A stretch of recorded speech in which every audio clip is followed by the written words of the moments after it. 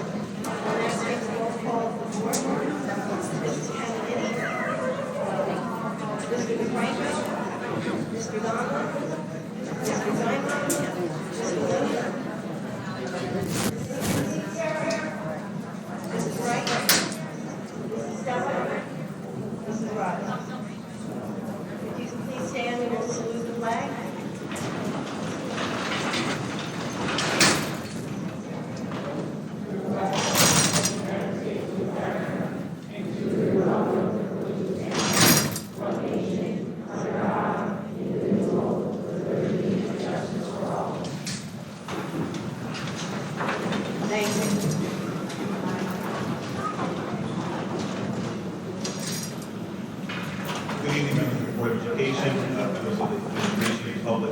I just want to make a brief comment statement before tonight's meeting began. Tonight's meeting will be essentially a public budget presentation by the administration. We're going to hold off on public comment until after the budget presentation. Pursuant to standard protocol, there will be a 30-minute time slot, a lot of comment, 3 minutes per speech at that time. I also want to comment on an issue that of course my senior today, question about whether the board members can communicate with members of the public about board issues. I will submit that first and foremost, board members are citizens of the town of Middletown. They are parents, they are husbands, they are wives, they are their representatives. And so, yes, communicate with them all you want. You see them at the grocery store, the park, or they'll be looking for important.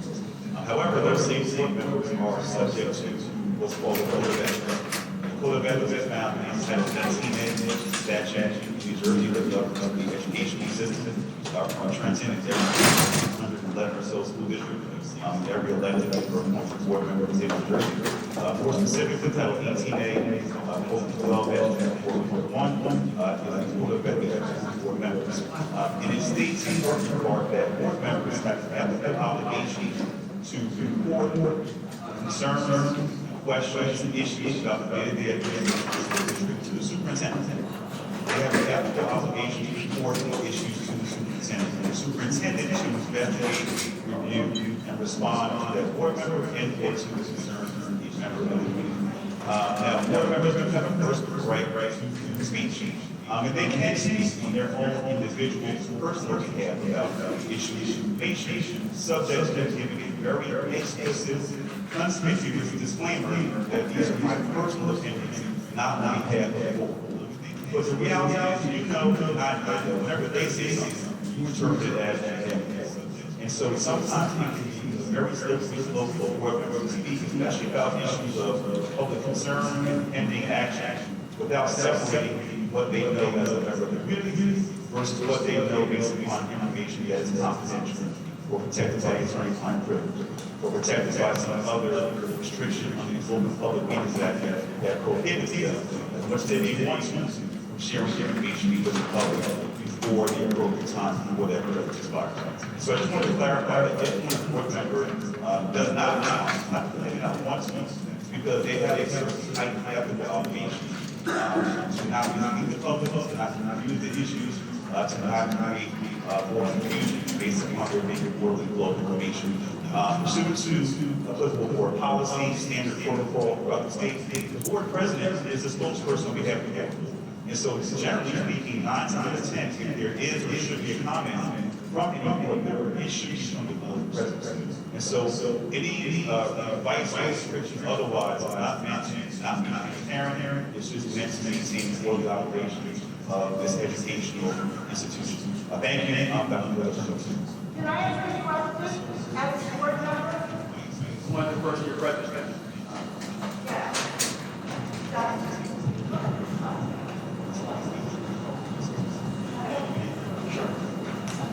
I understand that the board president speaks for the board, but there are emails that are going out.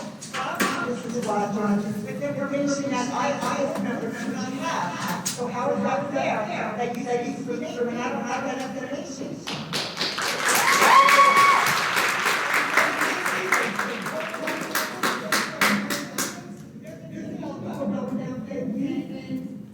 Robin, I'm talking about the emails that you sent for public hearings. If you want me to read them.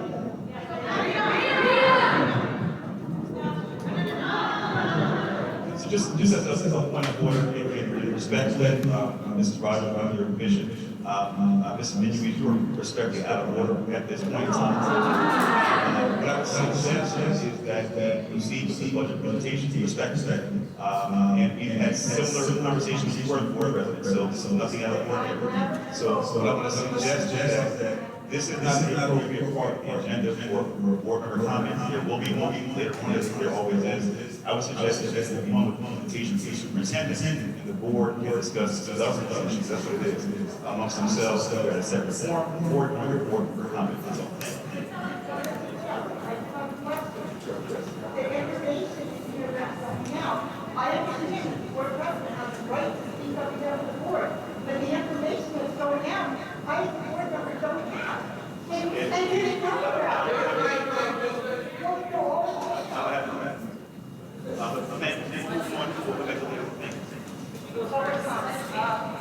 Okay, first up,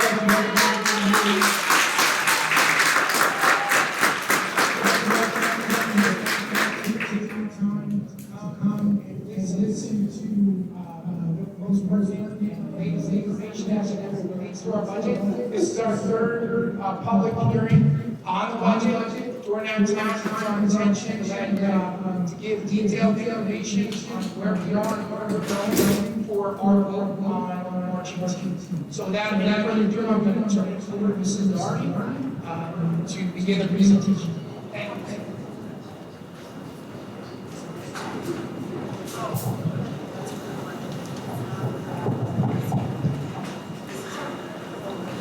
Good evening again.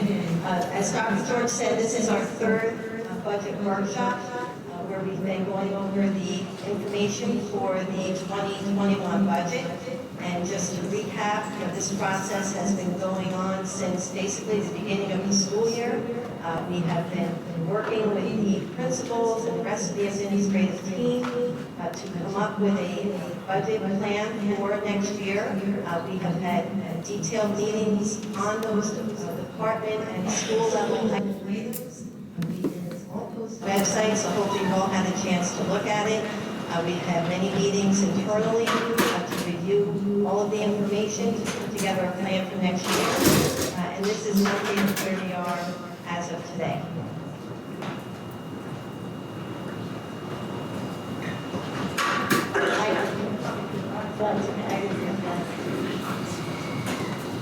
So these slides are an update from what was presented on March 5th. We presented the revenues and expenses of our budget as they stand right now. So the updates that we've made here, the most significant one is that we were given our state aid allocation for next year.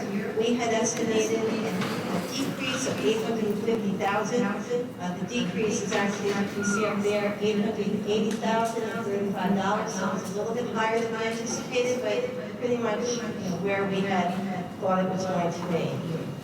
Also, just to touch upon these items again, the tax levy that is proposed here is representative of a 2% increase in the tax levy, and also includes the addition of the bank cap that's available to the district at this point, which is $1,059,000. That brings the tax levy percentage increase to 2.74, as you can see at the top of the slide. So it is slightly higher than 3% for this year. We haven't updated any of these other items, except there is a small change in the capital reserve amount. And that's based upon the amount that we are eligible to use based upon the projects that are included in the budget. That amount comes out of reserves that we have. We'll go over those a little bit later. That's not something that directly impacts the tax levy. We set those monies aside at this point.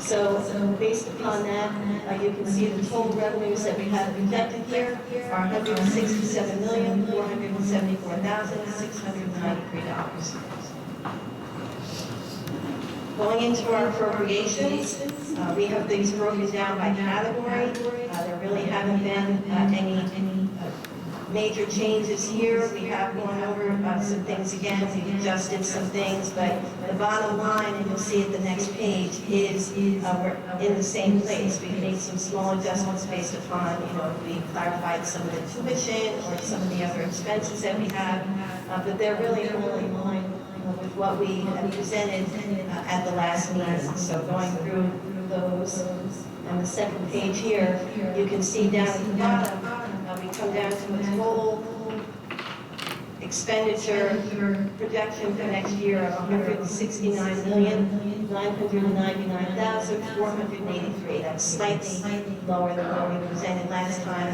Last time it was $170 million, a little over $170 million. So a little bit of a downward tick, but still it's a 3.9% change from last year, so the percentage remains the same. So at this point, our current budget status, taking our projected revenues and comparing those to our projected appropriations, that gives us a budget shortfall of $2,524,790. That represents 1.5% of our budget. It's a shortfall at this point. And we just want to also note that if we did not use the bank cap, we did not factor that into this budget proposal of a little over $1 million, the shortfall would actually increase to $3.5 million. We updated our slide on reserve accounts. We had presented this previously. Previously, we had presented the capital reserve and the maintenance reserve. We also added onto the list our legal reserve, which we had not included previously, and we'll explain what that's for. It's dedicated to a very specific purpose. It's not available to use in the budget, except for what this purpose is. Our capital reserve at the end of last fiscal year was $1,489,000. We did budget to withdraw $140,000 out of that for this year. We're also proposing to withdraw another $667,000 out of it for next year, leaving the remaining balance at $681,000. Our maintenance reserve, which is monies that we put aside for unanticipated long-term maintenance expenses that we did not budget for, that we need supplemental monies for. At the end of last year, it was $555,000. We have not withdrawn any money out of that for this year. The year is not over. We don't know if we will need that or not. At this point, we haven't withdrawn any money out of that reserve. We have amount allocated to 2021 budget is zero right now, but you'll notice that there's an asterisk, and part of what we'll talk about later is the potential use of some of these reserves to offset our budgeted expenses for next year. Right now, the remaining balance is $555,000. We'll talk about this in a little bit also.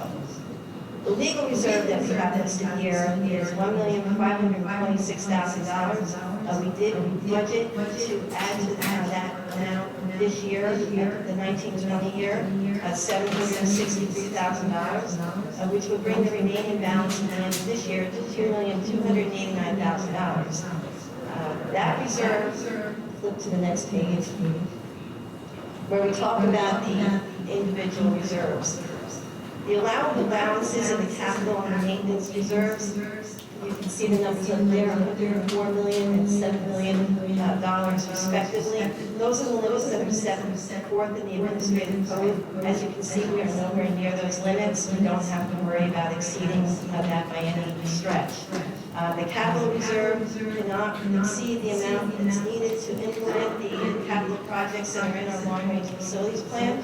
So the amount of the projects in the long-range facilities plan is almost $154 million. So we are not in danger of exceeding that. The maintenance reserve cannot exceed 4% of the replacement value of the district's facilities. So if you took what our maintenance reserve is right now and figured out what is that 4% of, the number's a little over $13 million. Obviously, we would not be able to replace all the district's facilities for $13 million. That number is a lot higher. The legal reserve that we are presenting here, it consists of funds that have been set aside that we've been budgeting over the last 3 years for payment of amounts that are due under a legal settlement that was related to an early retirement incentive program that the state found was not permissible, and that, I don't know how many of you are familiar with this, but we appealed this all the way up to the highest court of appeal at the state level, and it was found that we did owe those amounts, and we've been setting those monies aside. We have not been given an official bill from the state yet for those amounts, but they did indicate in settlement that we would be subject to a 5-year payment plan, and that the payments would be $763,000 per year. So we have been setting that aside each year to have those payments, when we need to pay the state that money. If for some reason, the state decided not, we would not be able to give those monies anywhere else unless the state officially told us that they were dismissing the settlement, which has not happened, and we don't anticipate that happening. But we do have those monies set aside for when we do need to pay the state for those monies. There's actually 2 more years left that we need to accumulate money for.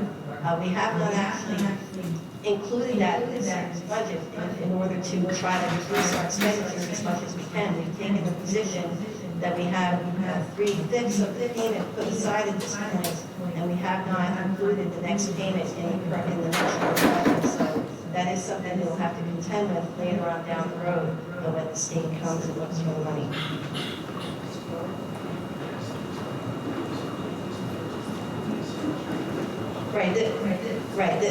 This goes back to an early retirement incentive that was done.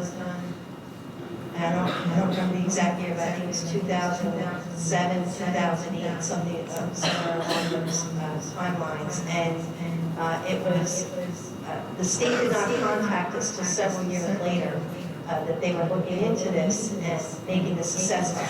And I just want to also point out, this was not a Middletown unique situation. This was something that the state did to other school districts, fire districts, municipalities. This was not limited to the Middletown School District. It was an effort by the state to go back and look at all of these issues where they had issued notice to the government entities that they had not allowed these programs, and there were assessments made across the state. So this is what's represented. Middletown actually took it to a level of appeal all the way to the highest level of appeal to try to evade that assessment. We were not successful. Right, it was not related to anything that was being done by this administrative team or the board that's in place right now. I'm sorry. It was many years ago. It wasn't the sitting board and it wasn't this administrative team. So Dr. George just wanted me to point that out. So the next slide outlines the items that we have been looking at to close this $2.5 million budget gap for next year, because we cannot submit a budget that is not balanced between revenues and expenses. The total of the items under consideration are $2.5 million, and they are detailed up here.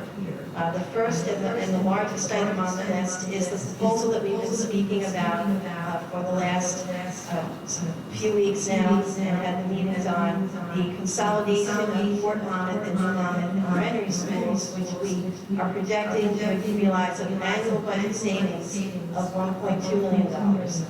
Other than that, the other items make up the remaining $1.3 million that will still have to be addressed even after that step taken.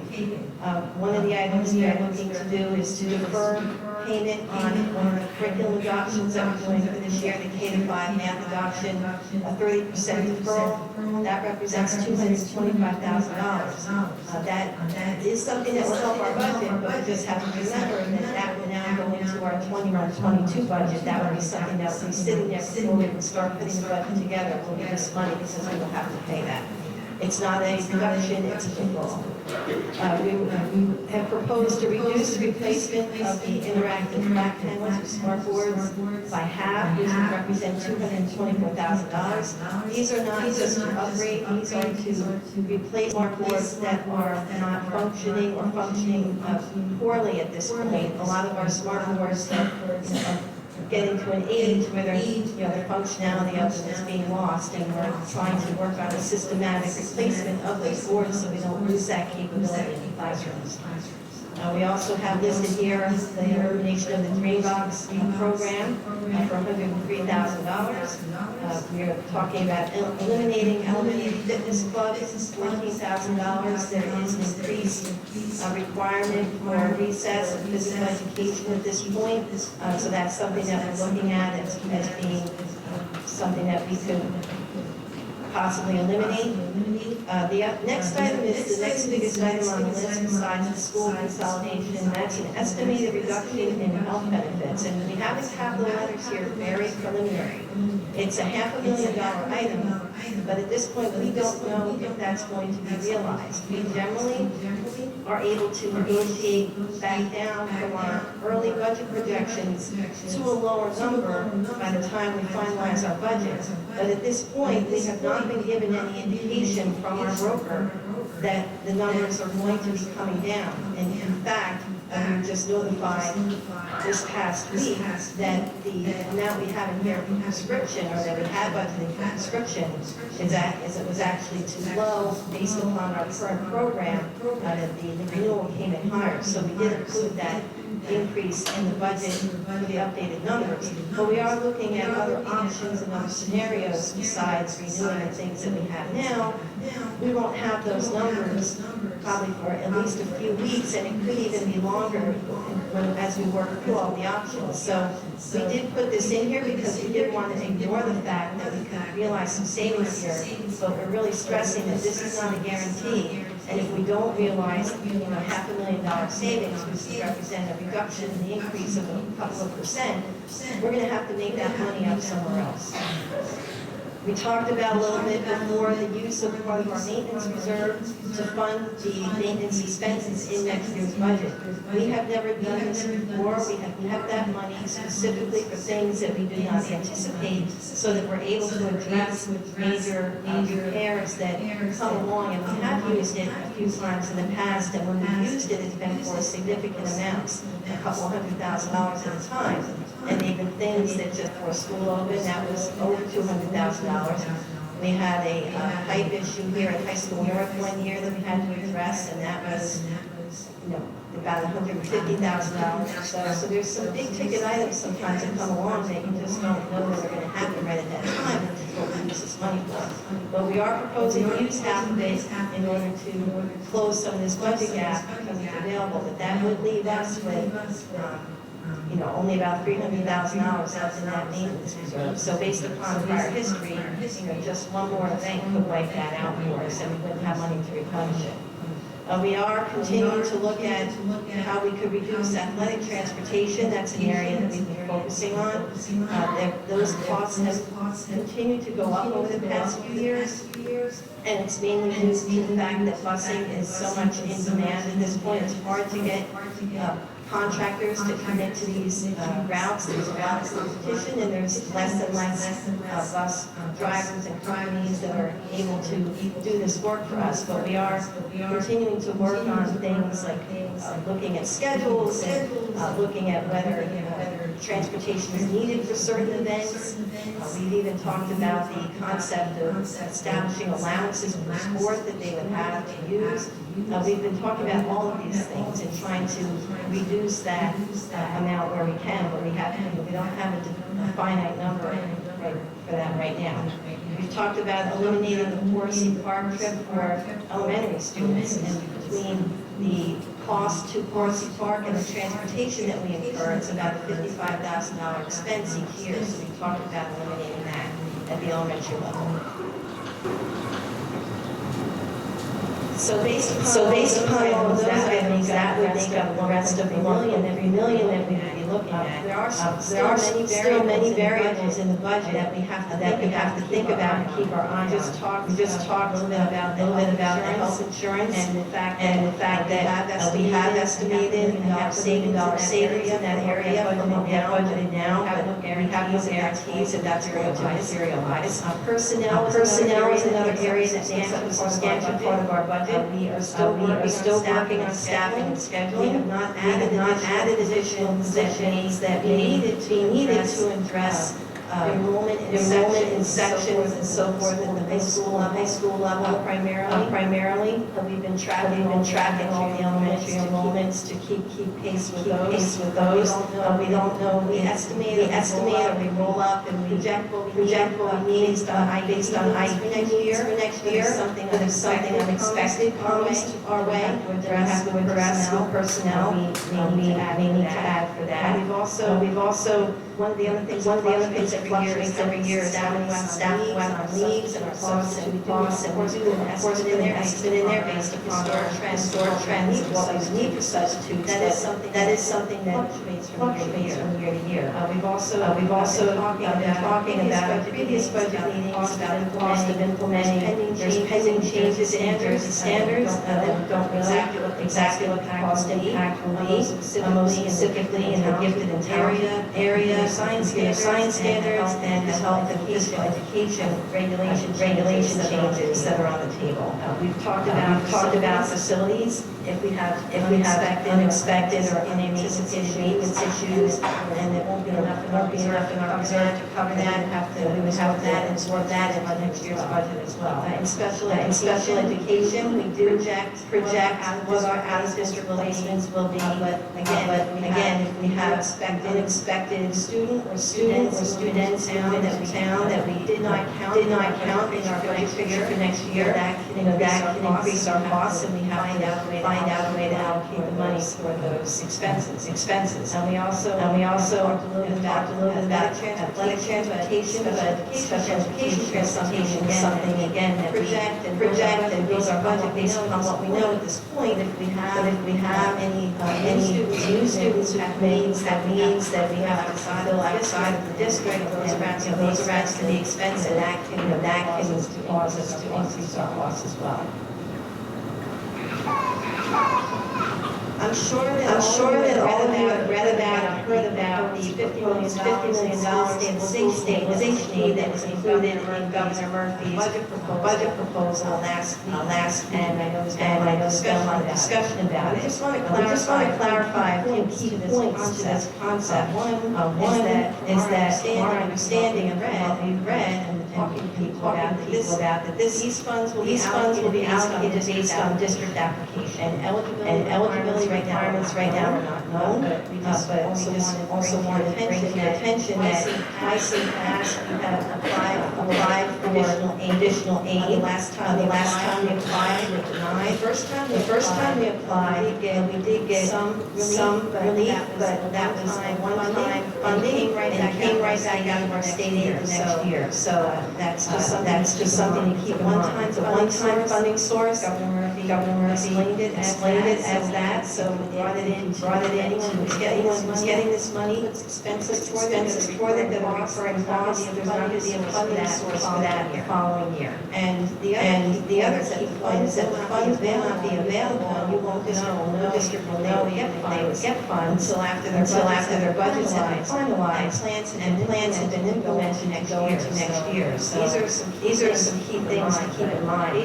Based upon our situation, we're not very optimistic that we will be eligible upon application to receive the funds. But even if we were, if you take the amount of districts who are losing money this year, I got the numbers about 193, and you divide that 50 million by the exact many districts, and there are districts who are using more money than us. We don't know exactly what that would translate to as far as dollars. Even if they're eligible, we're not very optimistic that we would see, since we were denied this time we applied for aid.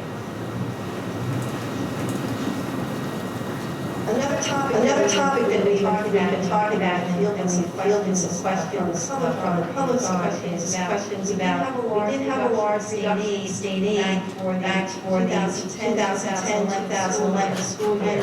And for those of you following it at that time, we wanted to give you an idea of how it was planned back in during that budget cycle, and moves that were made from a personnel standpoint to make up for that deficit. Now that cut, that 7.2 million in one budget cycle. So that was especially devastating to the business because there's not a lot of time to plan for it.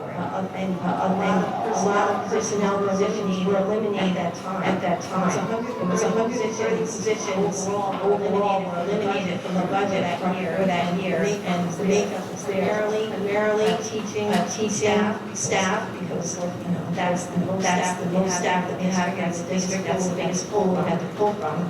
But there were also positions in other areas such as administration, maintenance, secretarial that were hit as well. So compare that to Live 2018 when S2 came out, 7-year plan state aid that we were notified of. And we started immediately trying to eliminate recurring costs in the budget to absorb that amount, because eliminated one-time cost just doesn't help year to year. So take out something that's deferred costs, take out something that will be a project and decide not to do, it's going to need to get done at some point that doesn't help your overall picture. So since that time, in July 2018, 35 positions have been eliminated here in the district, and the details are there. We've had regular education teachers that we've been able to consolidate due to our decreased enrollments. That was attrition. So we haven't had to have any reductions in force. We've had administrators, secretaries, and maintenance positions in the facilities department that have eliminated so far. There was also some other cuts that were made at that time, back in 2010-11. It wasn't all personnel. We started talking about this in previous meetings, but we also just wanted to make everyone aware that there were cuts in the area of curriculum, in the area of facilities. There are a lot of things that were deferred and not done. We had to do a lot of making up for that years that followed after that initial cut in 2010-11. There were many curriculum adoptions, things and updates that were done, tried to catch up on some of the facilities work, doing the things we talked about in other meetings, such as the roofing and lighting, things like that taking care of the building envelopes and projects as well. But there was a lot of catch-up that took place. And I'll just remind everybody that after that initial cut, the state did then give us some increases in state aid, which did allow us to do that. We lost $7.2 million, and we gained back going up through the 2019 original state aid allocation budget, including that $800,000 income that then was taken away in July. The point I'm making is that we were given some additional funding from the state, and the district did use that to reinstate necessary supports that were needed and to update our curriculum and to try to secure some of these facilities items. And now that money's being taken away from us again. So that's where we stand at this point. And Mrs. Alcone's going to come out and talk about some other details about district staffing.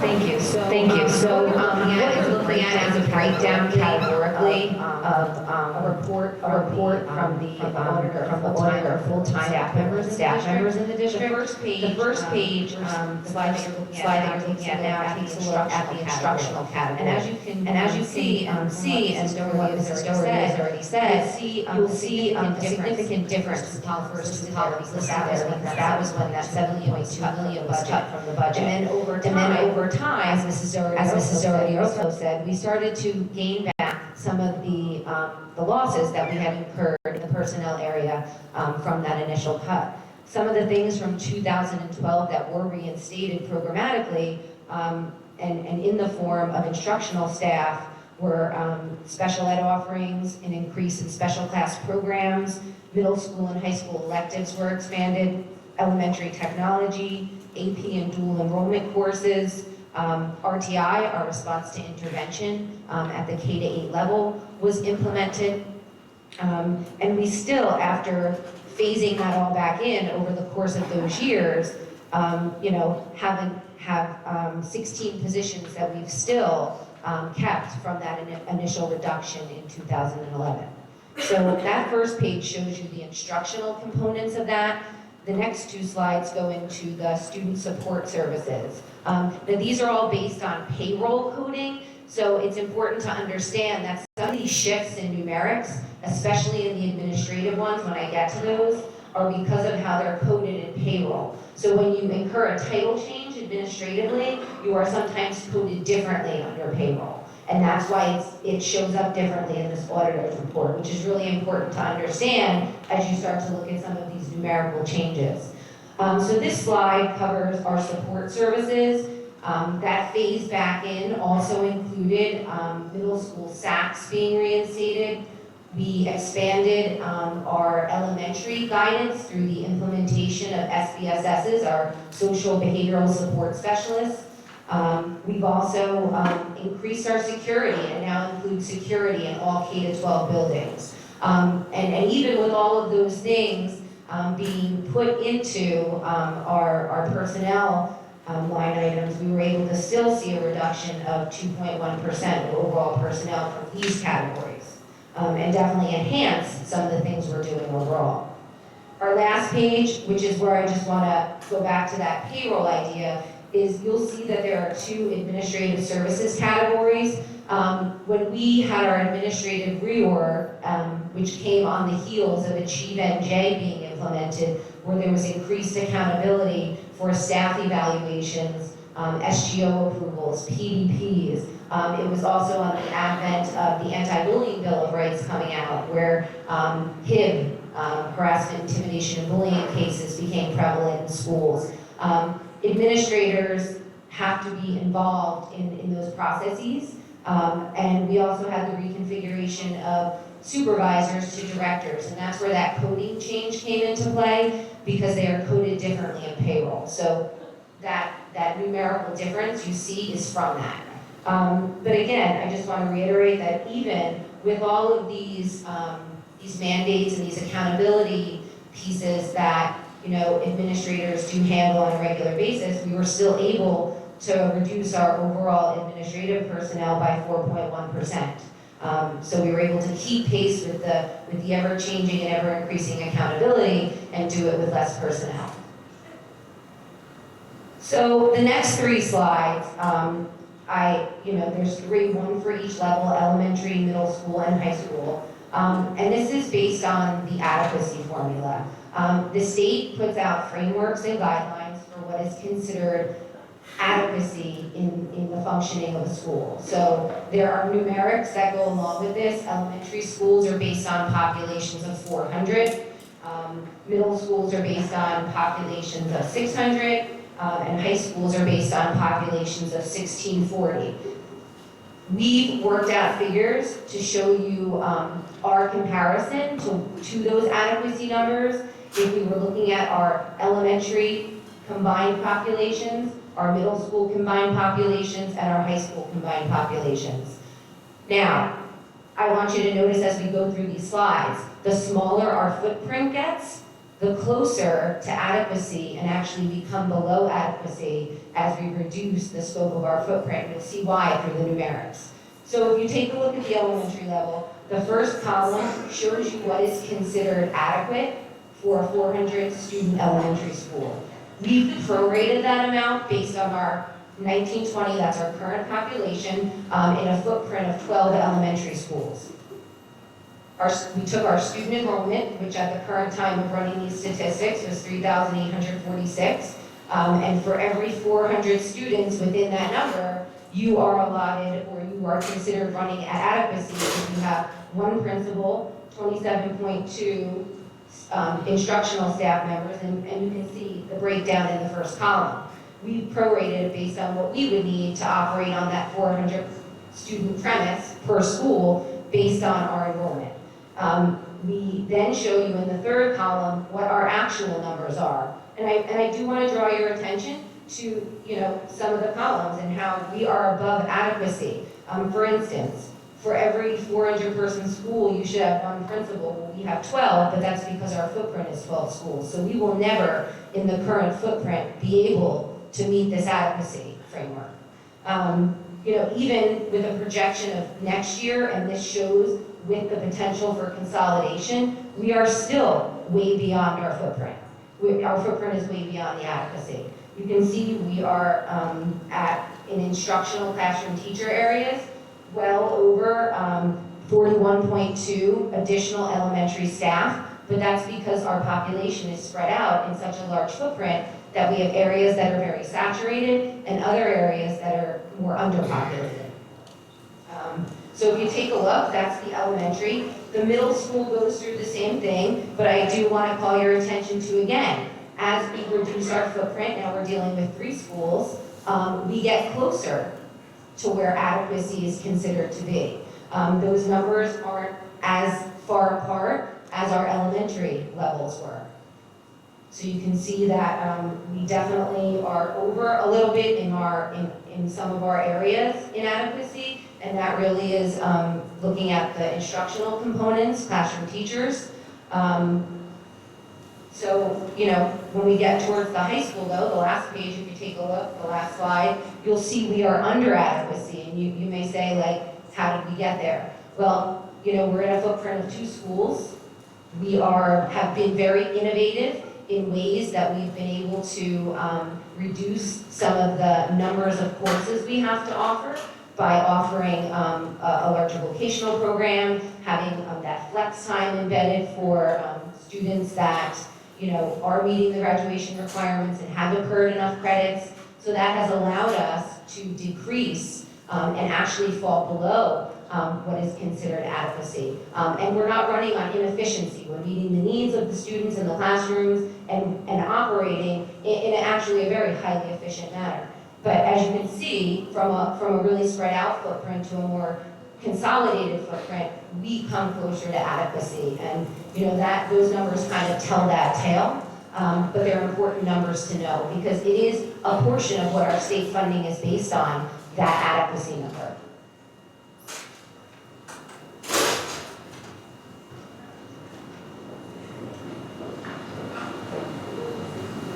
So at this point, we want to tell you what's next.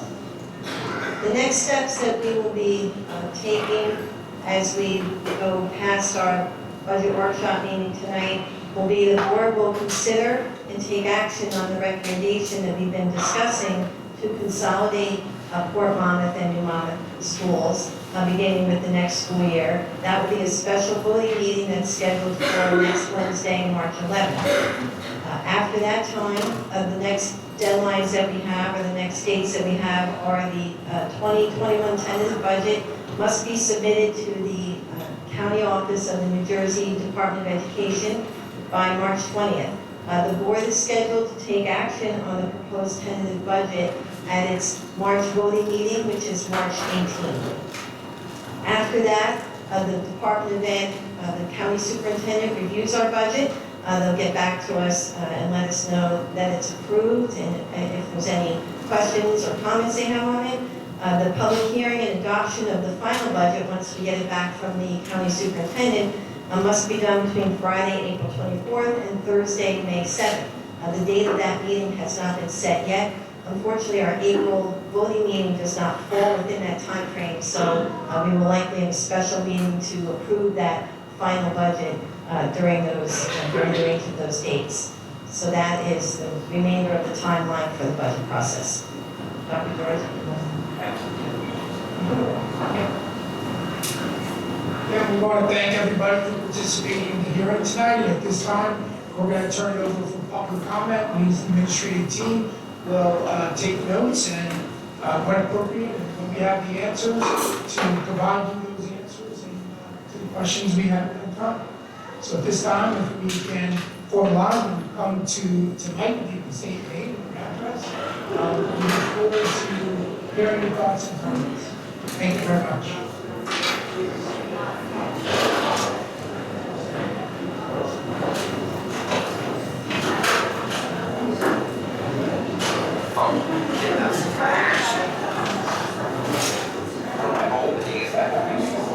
Hi, my name is Carol. This will be brief. I live in Port Monmouth. I had 2 children in the district, one I'm presently in high school. Unless I'm incorrect and they fired someone this year, I believe there's 4 vice principals in each school in the high school, not 3. So those numbers aren't accurate. The second thing I want to know is how come we're not starting to cut the fat at the top with the administration? Because if you do, you add up $2 million very quickly. My husband and I have gone over the budget and the money. We've also looked over the assistant principals. Our children also share guidance counselor between South at the high school level that goes back and forth each day, which gets them ready for high school, for college. So if they can share there, they can share a principal between 2 grades, which actually cuts some fat there too, because we know they make a lot of money. When we get around to it, you didn't actually do your homework, because there's places to cut, and you haven't done it. When you combine your schools, getting rid of just one elementary school isn't going to be enough to cut your budget.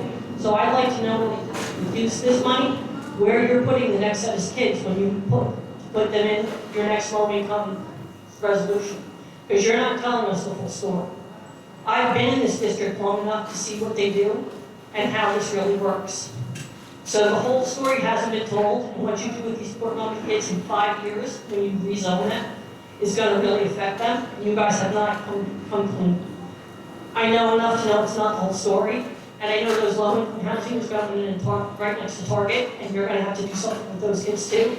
This village is going to need larger. Which means they may be a Title I school too, and we know that gives you guys tax breaks. And for anyone that didn't know it, shame on you. Which means it also affects Harmony.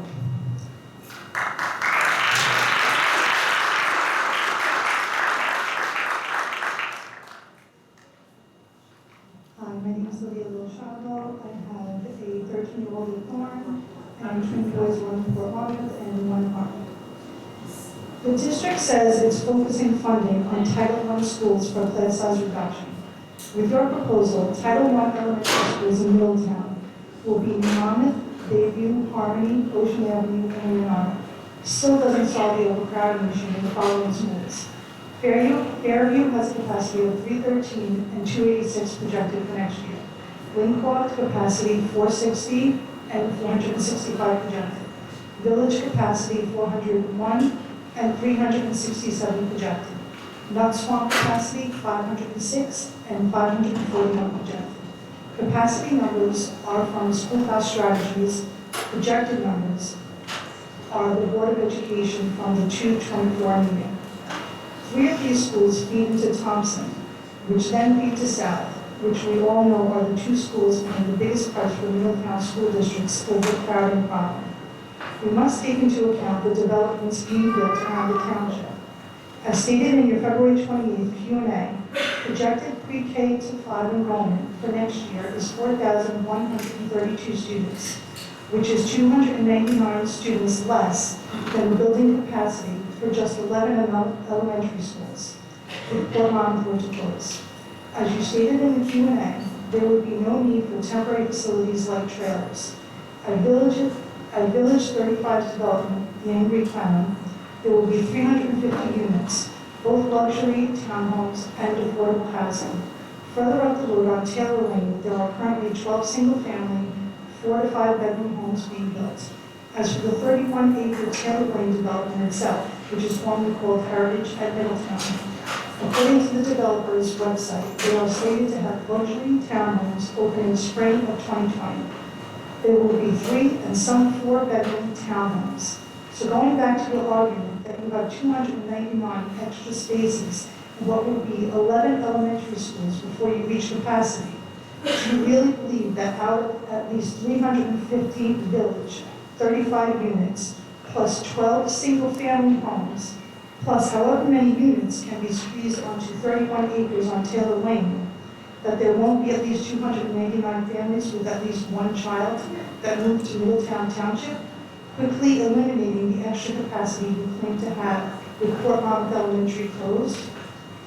Just as a side note, the assistant to the superintendent was quoted in the Two River Times, July of 2019 issue as saying, Village 35 would currently be district for village, which would take them past New Monmouth and Harmony along the way. That would also mean that they need busing because they cross a highway, costing the district extra money.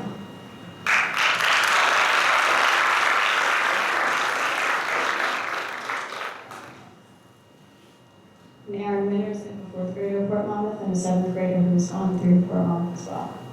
To continue our argument about Title I, it was mentioned that the Board of Ed would like to combine New Monmouth and Port Monmouth to help qualify for school-wide Title I funding versus the current targeted Title I funding we both receive.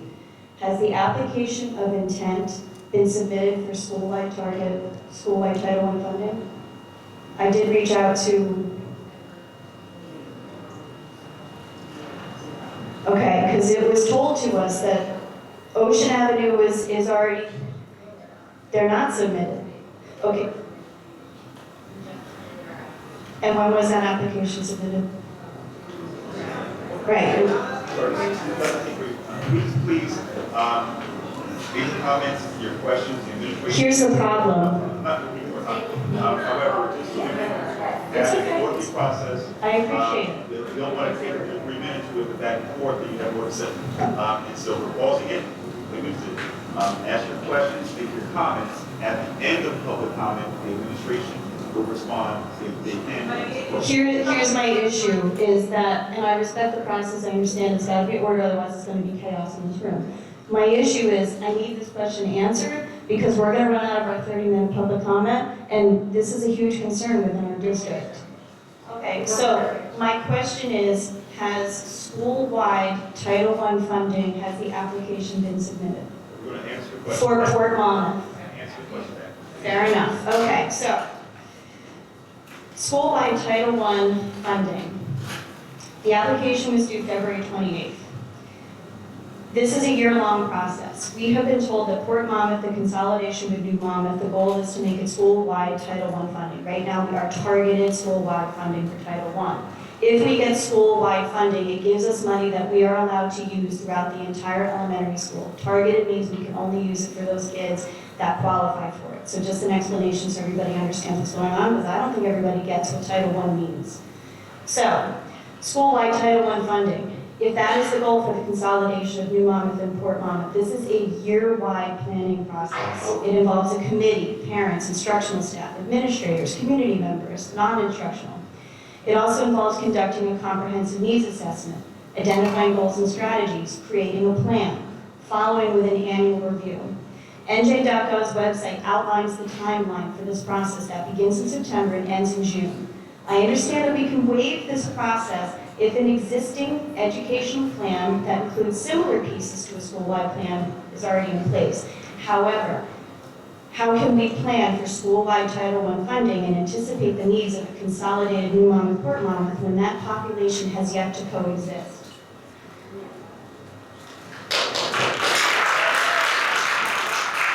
It is my understanding that the Board of Ed will carefully look into redistricting once the strategic planning process is complete in the coming months. Even if we already filed a school-wide title application, we won't see any money from it for a while. And again, school-wide funding gives us more money, which is what the Board of Ed and this proposal keeps saying is the target. We want more money. Plus, both New Monmouth and Port Monmouth are grandfathered in for another year of targeted Title I funding, as stated in your Q&A, question number 20. Our district needs to have the school district lines redrawn. Why rush into closing one of our schools before we have a firm grasp of what effective and beneficial district lines would look like? It sounds like we are rushing a decision to get something like school-wide Title I money when we may not even see it for a while or be entitled to it at all. Schools need to prove that there is a 40% poverty rate among the student population. Yes? Actually, that's not. You did, you slowed me down. Actually, it's not. This is my kid's school. Can I just finish that? As we said, the board bylaws state that each member of the public is 3 minutes. All we're doing is complying with the board's bylaws. So it would be 3 minutes for a total of 30 minutes. At 30 minutes, Yes, Port Monmouth has been fairly consistent with qualifying for targeted Title I funding. That means that a household of 4 needs to make no more than $47,000 a year. Simply do a search of the average income in Port Monmouth and you'll see it is approximately $92,000 a year. Also, another reminder that there were 38 house closings in Port Monmouth just last year, with the average house closing of $350,000. It seems presumptuous to assume Port Monmouth will continue to qualify for targeted Title I funding, let alone help a consolidated school qualify for school-wide Title I funding. Title II, in the question and answers in the portion of ESSA funds, more specifically Title II funding, is being considered to reduce class size. I would like to know how the Board of Ed intends to use Title II funding to make this happen. It is my understanding that Title II focuses on services largely directed at teachers. For example, professional development and helping them to develop programs, activities to effectively teach kids with disabilities. Title II funds can also be used to recruit, hire, and train people who work in other fields, former military personnel, recent college grads, with degrees besides teaching. This kind of recruitment is largely seen in rural and poorly performing schools. Is it your intent to use a portion of the Title II funds to hire inexperienced teachers to teach our students if we consolidate, to fix the overcrowding that exists elsewhere in the district? Would that mean you'd be taking the amazing Port Monmouth teachers and sending them to other elementary schools to create more class sections? I have worked with alternate route teachers who are putting themselves through a master program in education while teaching. While their work ethic is amazing, it's like throwing someone into the deep end of a pool without teaching them how to swim. I want the best for our students, as I'm sure you based on the header of your district website that says, a learner-centered community. Lastly, it was noted on the NJ.gov website that the Title I school-wide funding is not a fiscal quick fix to plug budget holes.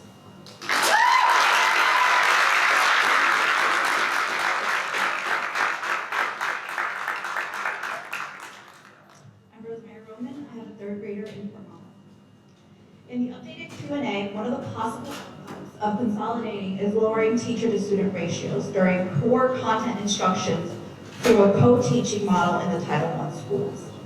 This does have a positive effect on students. However, it should be clarified to those who have not seen how this model works in a classroom. You will not see the lower teacher-to-student ratios throughout an entire school day, as it is implied in the Q&A. After reading the Q&A, the district is emphasizing their focus on language arts and math. So even with the use of Title I funds to hire a reading and/or math specialist, Middletown parents and the BOE members should realize that the classroom teacher does not keep that math reading specialist for social studies, science, morning meeting, and centers.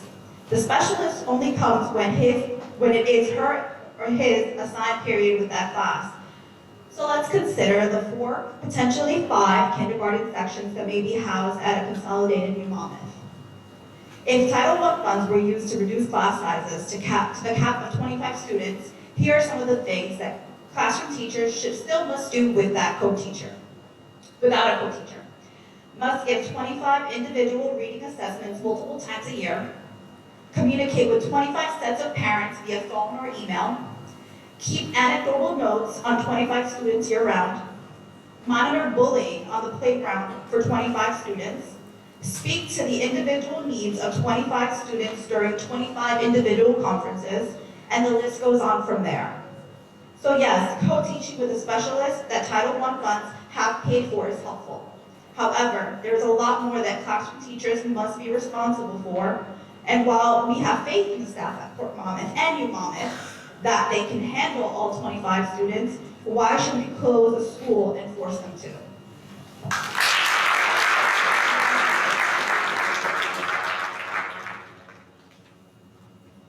Hello, my name is Rebecca Jones, and I have a 3rd grader at Port Monmouth. I'm going to be addressing the building meeting the needs of the 21st century learning environment. There's been a lot of discussion about whether a school can handle the needs of our students in the 21st century.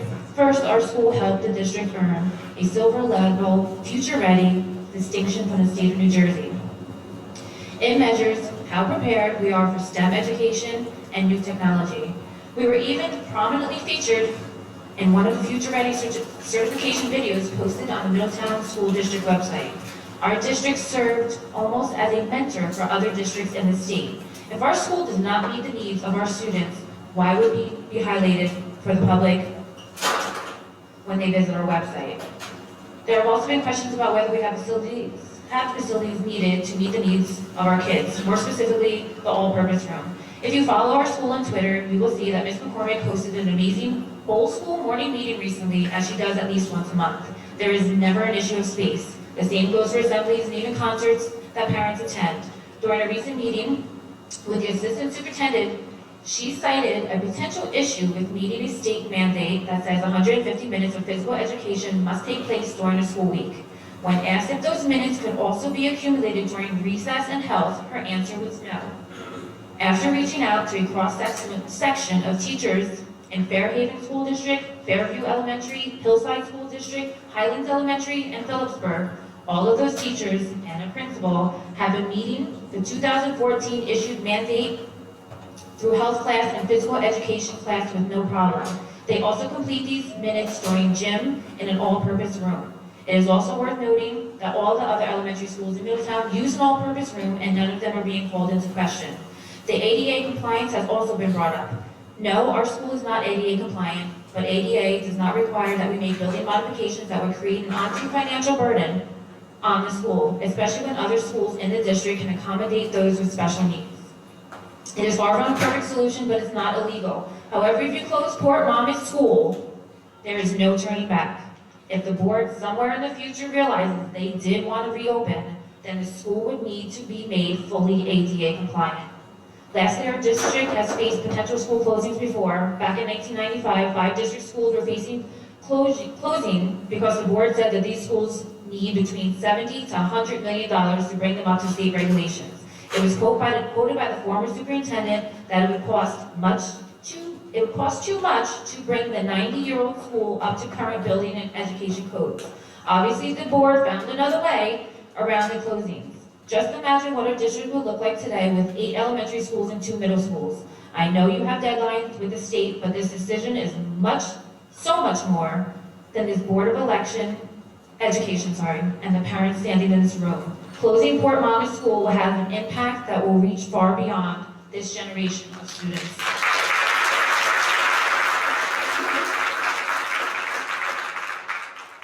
My name is Jessica Sigler. I have a 3rd grader in Port Monmouth and 2 7th graders in Thorne, and I'm just going to get right to my points. The method and measures taken in this proposal have created an enormous lack of trust. It's astonishing that anyone could think that this was a well thought out and cohesive plan.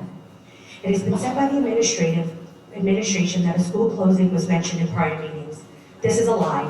When asked at the public budget presentation on January 29, 2020, if any major changes would be built into this year's budget, minute mark 59:36 of the publicly posted video, Amy Doherty answered, I mean, one thing I will say is, with relative certainty, is it wouldn't include any large facility changes because at this point we would not have the time to implement that. A proposal to shut down Port Monmouth was released. This means one of two things. The answer was no during that budget meeting, and you intentionally lied to deceive the public, or you threw together a plan to close the school in 20 calendar days. Either way, the behavioral actions are appalling and unethical. When it's mentioned by the administration that back in 2009-2010, school year New Monmouth was at full capacity of 558 students with no issues, this was just another way the administration is attempting to manipulate the numbers and twist words for their agenda. Yes, there were 558 students enrolled. What you failed to mention is that the preschool numbers were in there, and they are AM and PM classes. They share a classroom, so 558 students were not in the building all at the same time. This is a false representation of the capacity of the school. The administration publishes a $3.9 million number as a means to persuade the public that the school is too old and too expensive to keep. This number is merely 2% of the overall allocated $154 million district long-term plan. Also, Port Monmouth in phase 1, which is next year, is only $356,000 of that, while all other elementary schools are $1 million or more to be spent in phase 1. Another fact is to the public. At the last meeting, Dr. George mentioned that we are in year 3 of an updated demographic study. However, no evidence has been presented that a certified demographer has been contracted to complete the work. If the public is not being given the entire story, how can we be sure that the county executive superintendent is? An old study conducted back in 2017 is no longer valid based on the additional projects approved in the town since that time. Any plan where you must grandfather in children while leaving their siblings exposed to redistricting is not a good plan. It is not in the best interest of our community. The School Ethics Act, as mentioned earlier, is intended to ensure that the conduct of school officials holds the respect and confidence of the people. The legislator declared that the school's officials must avoid conduct which is in violation of the public trust or creates a justifiable impression that the public trust is being violated. I urge you to uphold your oath and follow district policy and your code of ethics and vote no to close the public school.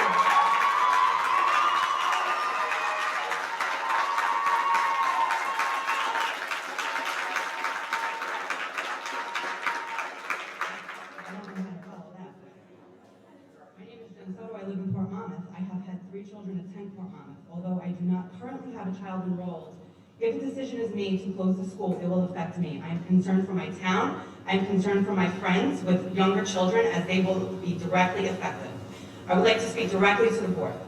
A great board communicates their ideas and actions honestly and forthright to the community who voted for them. Ask yourselves, has the communication between you, the board, and us, the community, has it been honest and forthright? One prime example is the issue of multiple requests for a demographic study. This is a study that should have been completed before this proposal was even considered. This is a study that should have been done as per district policy. How are you using something you don't have or you will not release to us to close the school? We were told that one was in the process, but nothing has been provided. Thus, you cannot demonstrate sufficient school capacity exists for the next 5 years. And for the record, regarding these requests for this information has been made by multiple parents, yet no response has been given, and the vote is 1 week away. Although, conveniently at 4:01 p.m. today, we were sent a response, but it was a study from 2016. Thank you, but no thank you. That's not what we want. Pam Rogers, while I'm speaking about communication, there has been conflicting responses from individual board members about multiple topics. Today, a parent received an email from Robin Sella stating that, I quote, Robin Sella, I agree, there are many conflicting emails. As of yesterday, we were advised by legal to forward all emails to the board president. She will answer for the board. This tells me that there is a reason for this, and the reason being is that this board does not seem to have their crap together. Or you don't have your story straight, as Joan clearly demonstrated in the beginning of the meeting. Where was I? This board seems like they are being untruthful. This board needs to do their job, however difficult it may be, however much work needs to put in. Lastly, our town and our children are not bargaining chips for any kind of hidden agenda any one of you may have. You were elected by residents of Middletown, including Port Monmouth residents, to do a job. So do it, and do it honestly and truthfully.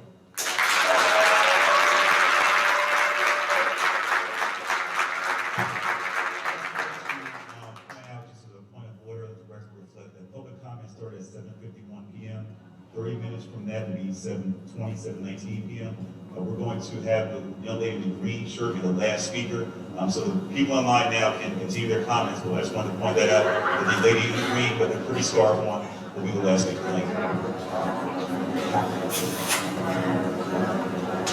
My name is Pam Smith. I have 2 kids at Port Monmouth School. I will be very brief because I think the parents who are ahead of me addressed the majority of things I had written down. So I will. My biggest issue with this budget presentation is we don't know what's in the 1.2 million savings that is going to happen if Port Monmouth and New Monmouth closes. What is that money? No one has broken down that formula for us. There has been emails back and forth about maintenance and utilities and this and that. Today I got the long-term facility plan for 2021 to 2025.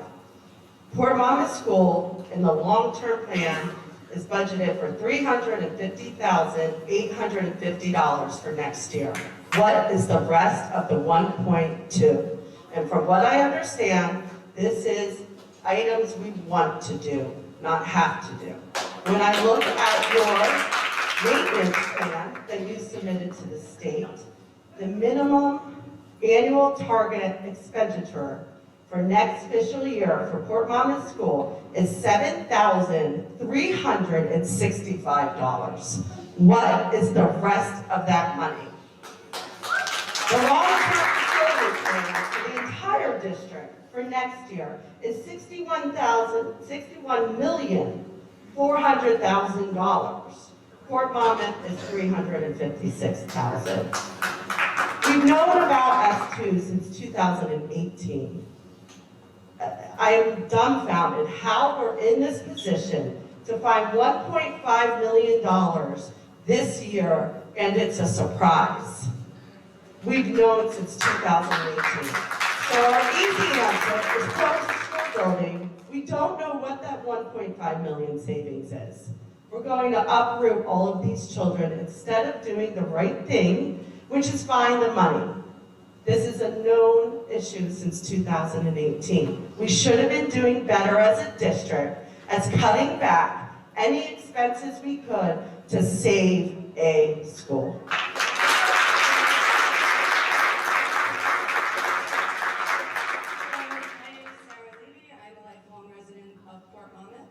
I recently, 6 months ago, bought a home in Port Monmouth, 3 minutes away from Port Monmouth Elementary School, so that my children could go there. I would like to begin with a quote. At this point, I am reluctant to close any neighborhood school. I would have to be presented with very compelling data and information, which would even allow me to consider closing a community school. Our children's sense of community, especially given the sprawling nature of Middletown, comes from 2 places, their home and their school. To close a child's local school would, in my opinion, adversely impact that sense of community. Does that sound familiar to anybody? That is a direct quote from Mr. Gimo, I apologize, Gimo, sorry, from the Asbury Park Press while he was running for board member, and I voted for you. I'd like to continue with another quote. The board needs a new population study conducted by a demographer to project future student growth, especially considering the several new home construction projects that are either pending or in progress throughout the district. I do not have all the data, but I am not in favor of closing our neighborhood schools. To do so would have a devastating effect on the students enrolled in that school and the community that it serves, as well as the local economy due to the loss of many valuable jobs. Any guesses as to who said that? Miss Wright, that was why I voted for you.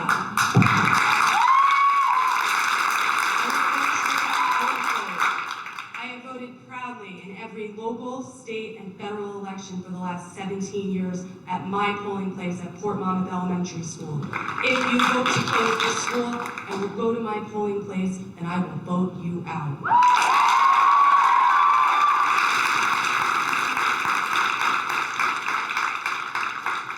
My name is Tracy. I live in Port Monmouth, and I'm a resident. My children are alumni. As I stand here, I am wearing my crossing guard hat. You have no idea what you're up against. I say that because we have 10 guards where we are around Harmony. I am one of them. And thinking about that, there is no way that we would be able to open up 20 posts, it's approximate 20 posts with guards because we have problems as is covering the posts that we have. We have 80 guards there. My question to you is very simple. God forbid something happens to one of those kids. How is that going to fit into your budget?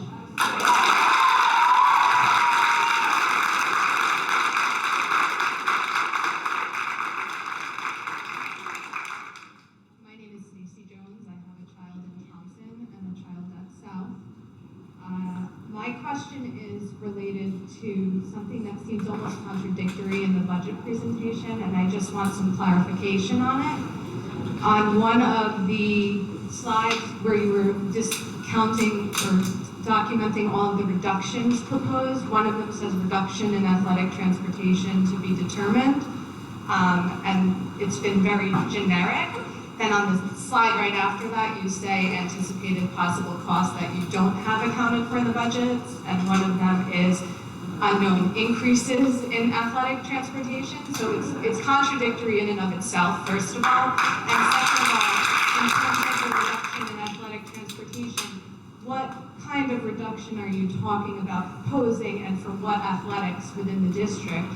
And have you considered parents with multiple children in multiple different schools if you're thinking, oh, the parents will just get them to their events or meets or however they need to get there, who have different sports at the same times at different schools within the district? It's a large district. What about the working parents?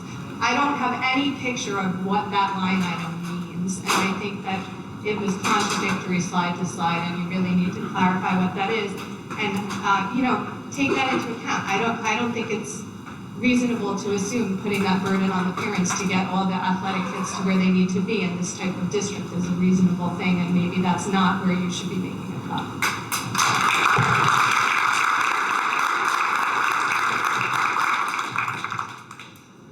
Hello, my name is Colleen Motorelli. I have 2 Port Monmouth students currently, and one hopefully going in 2022. So I have a question to do with the footprint. I don't know this lady's name, the floral dress, but she kept talking about our footprint. I didn't know what that means. Our footprint is 2 high schools, 3 middle schools, and currently 12 elementary schools. So our footprint is 17 schools. How many schools exactly do you want? How many are we going down to? That's my question.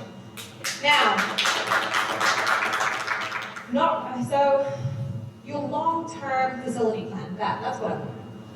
I've asked this before, and now I'm going to ask this again. In 2022, where will my 3-year-old be going to school, Dr. George?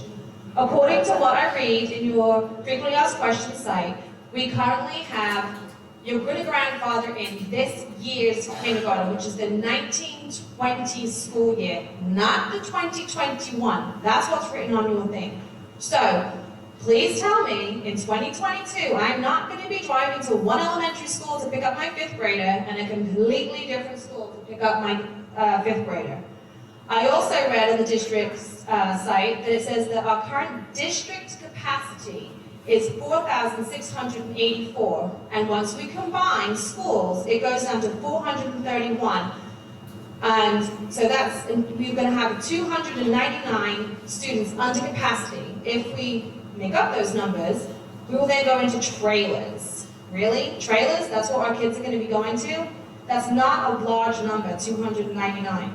The last line on that item says that the proposed consolidation plan would reassign New Monmouth and Port Monmouth. Reassign them to where? That's on question 37 on your frequently asked questions.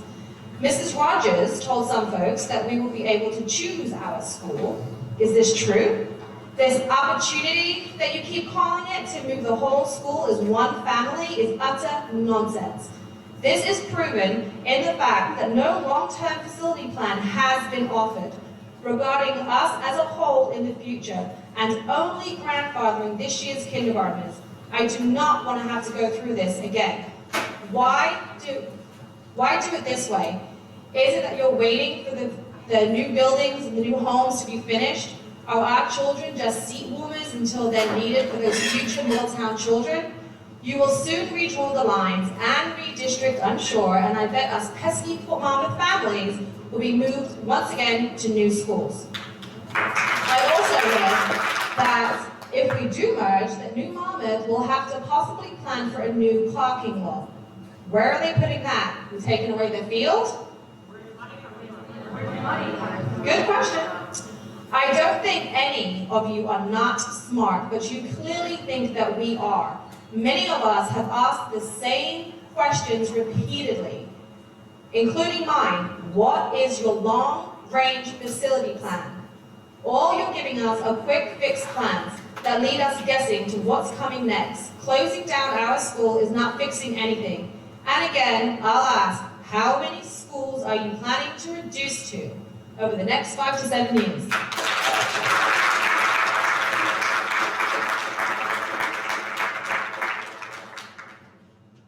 Good evening. I'm Michelle Pitzer. I have one student in Port Monmouth and another here in North. One thing we can all agree on is that children and communities primarily need stability to grow and develop. Port Monmouth School has always provided that kind of stability, that solid sense of place, tradition, and history for our neighborhood. A place that has both anchored and buoyed the community through natural disasters and economic depression. In seeking to close our school, Dr. George would create tremendous instability. He is asking you to place an unfair burden on our already vulnerable community. Closing our school would disproportionately burden lower-income families in our town. You do not make this decision in isolation. Studies have found that neighborhoods surrounding closed schools inevitably experience higher poverty rates, lower home values, and lower college completion rates than neighborhoods surrounding open schools as a result of that closure. It is reprehensible that this administration seeks to balance the budget of this enormous school district at the expense of the children in one small neighborhood, rather than making an equitable, well-reasoned change across the entire town and across all budget categories, including considering cutting administrative salaries and the number of positions above recommended adequacy.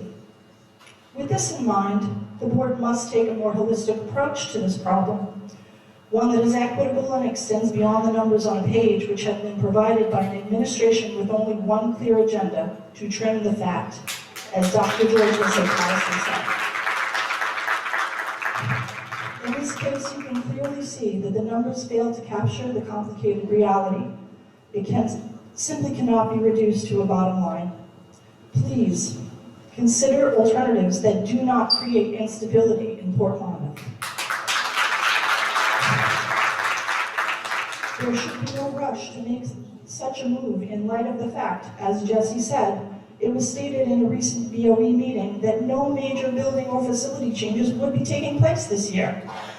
Several well-reasoned suggestions have been made by the stakeholders over the past 2 weeks, for ways to trim the budget and work together to keep the school open. I implore you to take the time to truly consider the multitude of salient points that have been presented in response to this proposal. Also, for the record, I would like to report that as of tonight, we have over 4,200 Middletown residents who have signed our petition to save Port Monmouth School. Please vote no.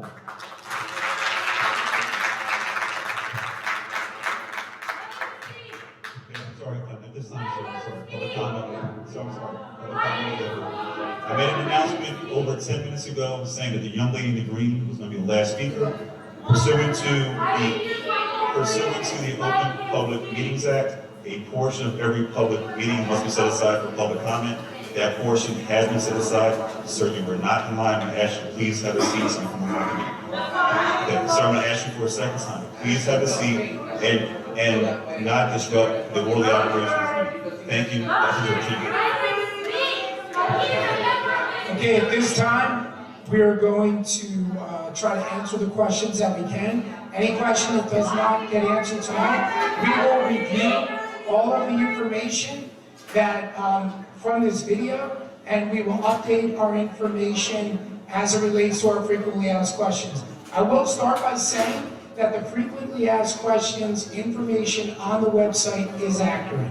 So we'll move on to the Title I and the Title II funding. Perfect. So just to clarify, the Title I and Title II information that was presented at the last meeting that we have, all of our current Title I elementary schools are targeted status. There is only one school that even has potential to qualify as a school-wide status, and that is Ocean Avenue. The merge of Port Monmouth and New Monmouth does not qualify them for a school-wide status. It was never said that it was. They do not have the free and reduced lunch rates to have that come to fruition. The poverty rate that has to be there is 40%, or a trend in the 30% over the course of the several years prior. Ocean Avenue did submit their application by the deadline of February 28th. They have been involved in a year-long planning process with our learning design teams in the building. We were talking about the idea of grandfathering, and there is a grandfather clause in Title I statusing. And New Monmouth would stand to be the grandfathered school as they continuously bounce in and out of Title I status. Port Monmouth classically does fall in the Title I status category with a free and reduced lunch rate, typically somewhere in the range of 25–27%. So it was never part of this plan for New Monmouth and Port Monmouth to combine to create a school-wide program, because they don't even qualify based on the poverty thresholds that are required by the state, or by the federal government, really. So that's Title I and targeted status. I do want to clear up one thing that was stated. When you're a school-wide program, it does not mean that you get more money. It's a per pupil allocation, and it's based on free and reduced lunch numbers. So just because if Ocean Avenue or any other school were granted school-wide status, it does not increase the monetary amount, because the number of free and reduced lunch students is what it is. It's whoever applies for that status and receives free or reduced lunch in the district. So the money follows the student regardless of the location geographically that they are housed, but it does not increase the monetary amount. It does help us with being able to spend for all versus only spend for some, those that are free and reduced lunch status. So I hope that does clear that piece up. We are hopeful that Ocean Avenue will receive school-wide status, and that will help us to start to put additional staff members there that can work with all students, and that could potentially mean full-time staff members there. So you know, I hope that kind of answered that big picture question regarding the Title I funding. The Title II funding, it is mainly for professional development, recruitment of teaching staff, But if you look in the federal government's guidelines for Title I funding, there is a caveat where you can use a significant portion of your Title II monies for class size reduction. That has to be placed at the K-3 level, and it has to be in places where class sizes are reaching threshold. So that is why we have taken consideration of using a portion of that Title II money to potentially add an additional section somewhere in one of our Title I schools. So it is allowable expenditure under Title II.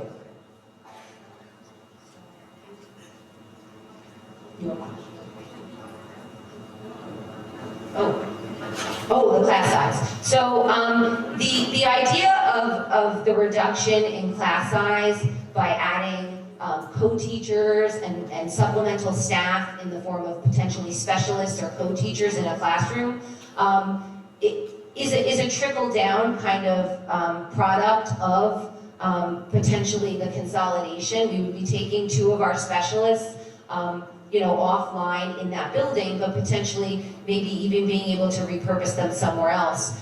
We also free up the Title I money that was dedicated to their salaries, being able to increase the monetary amounts that we defray in other places, which also frees up money in the district money through a trickle-down effect. Title I money, if you think back to what I spoke about last time, every dollar we spend or the district commits in the budget, we have to prove that Title I is funded above and beyond every dollar. So we can't legally use it to plug, I think it was referred to as holes in our budget. It's illegal to do that, and that is not our intent or our purpose. We have to definitely 100% submit a comprehensive plan which outlines detailed spending by the line item for each category, and we have to justify it with research-based practices. So it is an intensive process for justifying spending through the title grants, but we're hoping that we can start to free up some money in the budget by defraying more salary of people that already exist, so that way we can create more positions for teachers to be able to push in for maybe more than just a block of literacy or a block of math. And you know, any time that class size gets reduced and there's a smaller teacher to student ratio, especially in the core content areas, not to diminish other areas, but especially at the elementary level, those foundations are extremely important, and there's a significant amount of research that points in the direction of early intervention really being a benefit to long-term success in academics. So that's kind of how the trickle-down will help to put some additional teachers in those rooms for portions of the day. And where we can reduce that class size, we're dedicated to looking at ways to do that.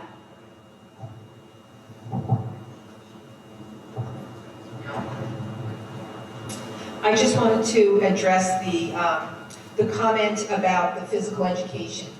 The new physical education minutes and all physical PE and health minutes are above and beyond what is now called teacher-directed PE, TDPE. That cannot be counted in the new physical ed and PE and health minutes that are required. And PE and health are together, so those are the minutes that are required. It can be a combination of those two. The TDPE is separate, and that no longer counts as any type of health or PE minutes. All right. The other issue that I did want to address is the crossing guards. We do work closely with the township. The township provides all our crossing guards. We do not hire and employ our own. But I don't think we're taking questions right now.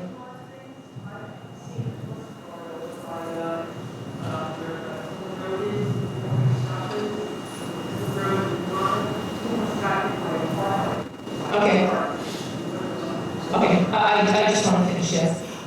So we work very closely. Dominic is in charge of the crossing guards, and if this approval is, if this consolidation plan is approved, we will work closely with him to make sure that our students are safe when they walk. That's impossible. That's impossible. We're having problems as is meeting the quota of the daily posts.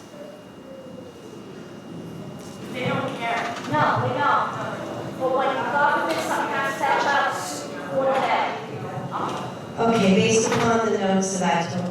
was speaking, I'm going to try to address some of those questions that were brought up. The first issue that I would like to talk about are the capacity numbers. And we've talked a lot about this over the past several meetings, and we've actually been talking about this for a long time now as we've been comparing and looking at our enrollments. We've been, since I would say at least for the last 2 years, we've been putting up information about enrollments and tracking and where we're going and comparing them to school capacities. But as we've talked about, the capacity numbers that we've presented a few sets, and the numbers that we were working with up until more recently were the numbers that were in our previous long-range facilities plan that was put together to submit to the state. And those numbers were based upon how the buildings were being used at that point in time. And that plan was several years old. We have since updated it, and we have capacity numbers that are included as buildings are being used currently.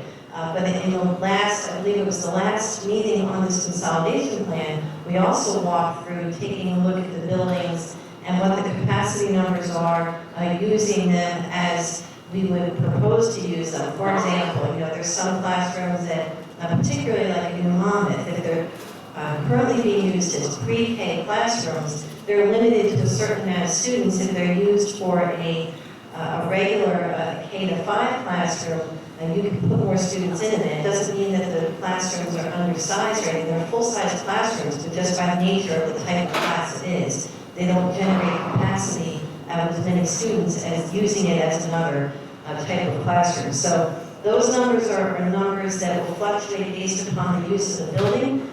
We did do a few slides on that at the last consolidation proposal meeting, talking about what the real capacities of the buildings would be using the classrooms, in different ways. So we do feel confident, particularly in the case of walking through Port Monmouth and New Monmouth and analyzing those buildings and the floor prints, that there is ample room for the plan as proposed. And that is something that not only have we explained here, but as if the plan is approved and it goes on to further review, we will walk through with all other parties involved.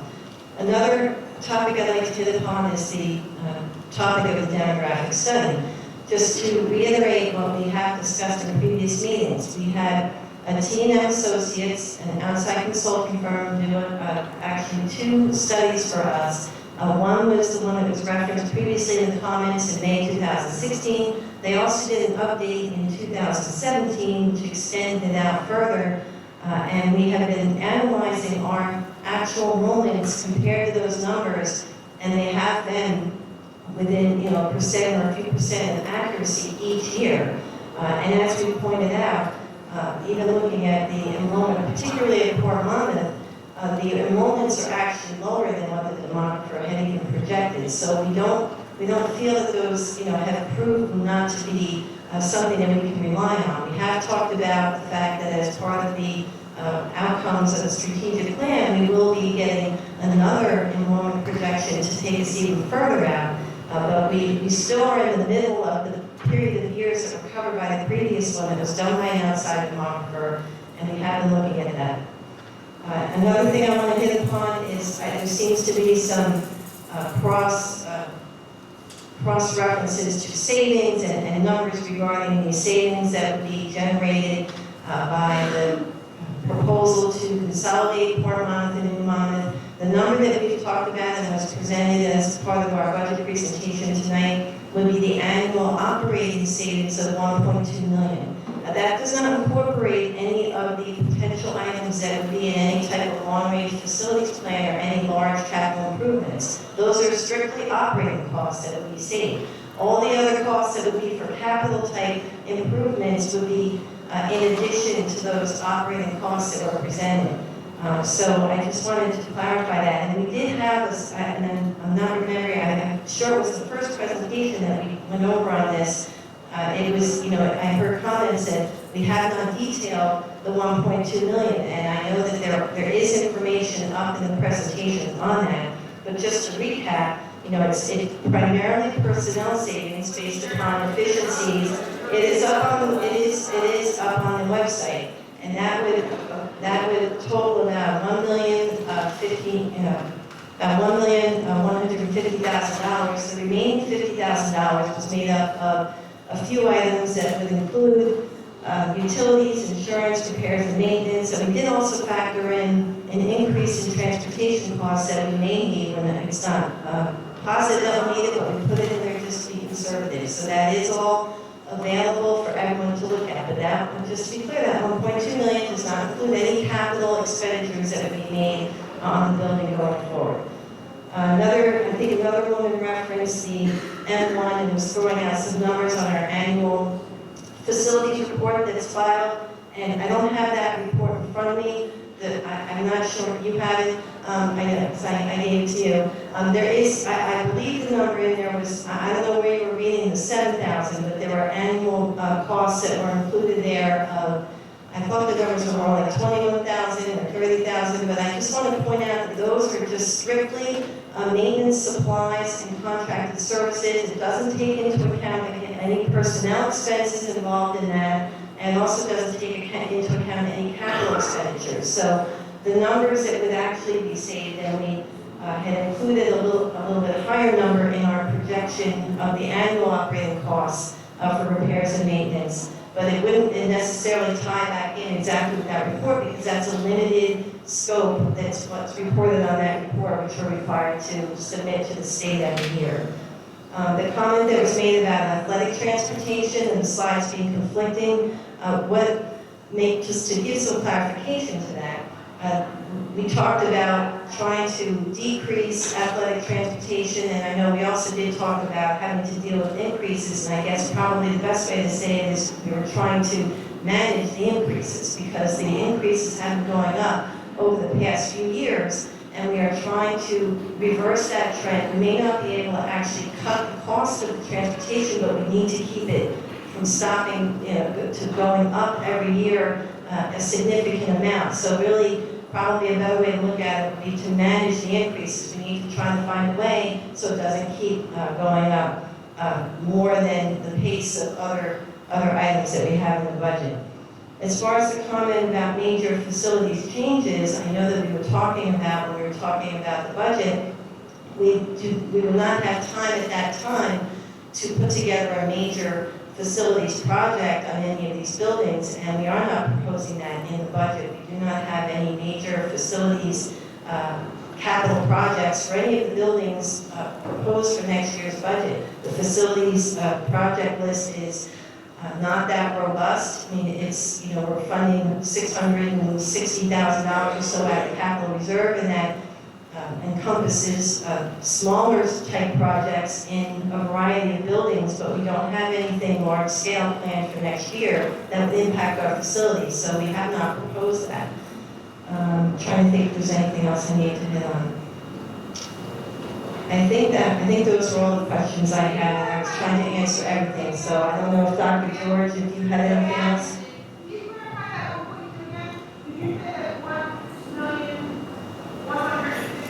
The numbers are, the schedule is up on the website, but giving it round numbers, it would be I'm trying to answer your question, $1,150,000 on rounding, because we had the numbers up on the website, would be representative of personnel costs. The other $50,000 or so is representative of the other items such as insurance, utilities, repairs and maintenance, and we also factored in a possible increase in transportation. So if you were actually firing all the personnel after conservation, that's $1.2 million increase. You're not going to do the job.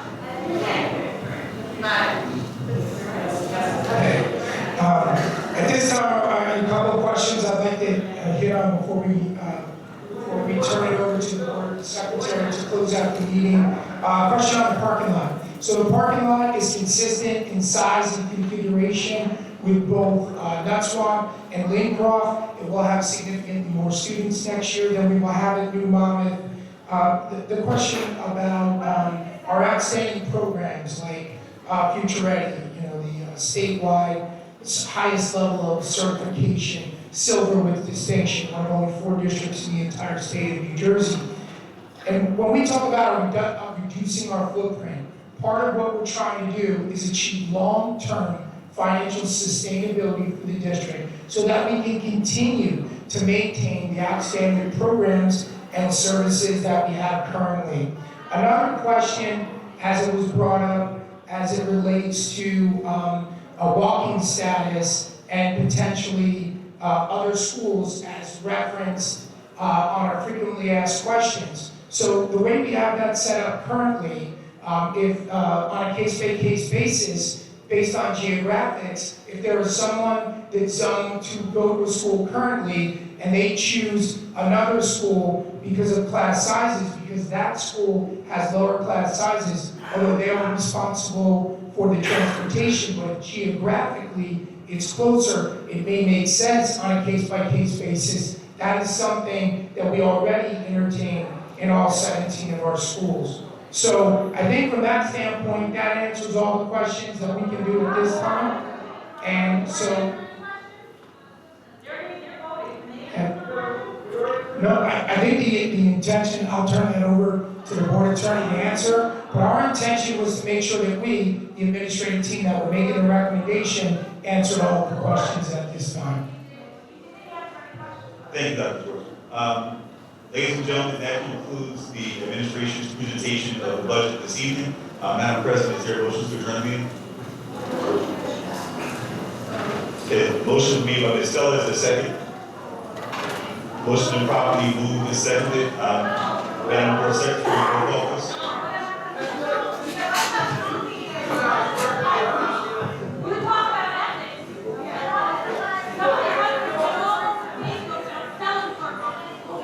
Mrs. Memonini? There was a roll call vote to adjourn the meeting. Mrs. Campbell? Mr. Little? Mrs. Minuis? No.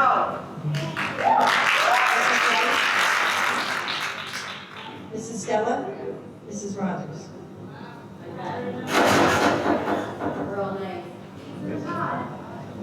Motion carries. Meeting adjourned.